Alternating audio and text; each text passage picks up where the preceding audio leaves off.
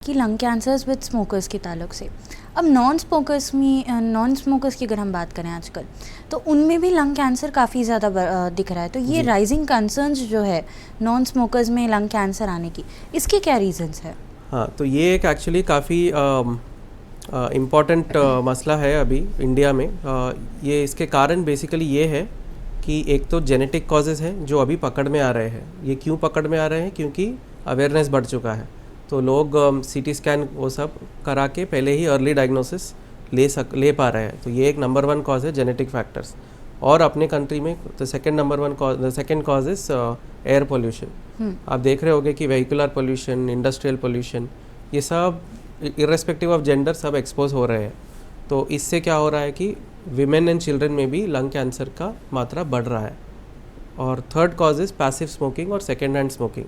अगर आप उनका हिस्ट्री पूछे, तो अगर हम पूछे कि आपके घर में कोई और स्मोक करता है क्या, तो हमको जनरली ये आंसर आता है कि हाँ, मेरे घर पे मेरे कोई रिलेटिव है वो स्मोक करते हैं।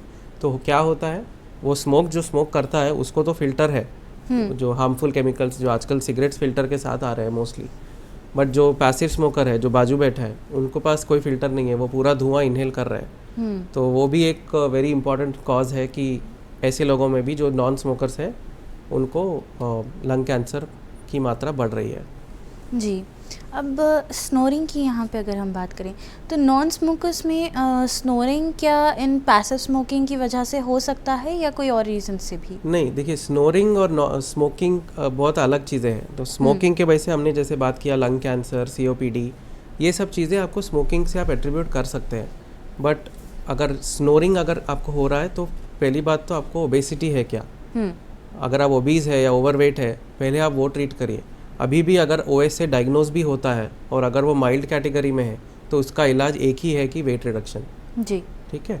ओनली अगर आप वो माइल्ड कैटेगरी क्रॉस करते हैं, देन वी हैव हमारे पास ट्रीटमेंट ऑप्शंस है कि हम वो NIV मास्क लगाएंगे या CPAP लगा के वो स्नोरिंग को हम ऑफसेट कर सकते हैं। But first and foremost weight reduction ही आपका ट्रीटमेंट ऑप्शन फर्स्ट रहेगा।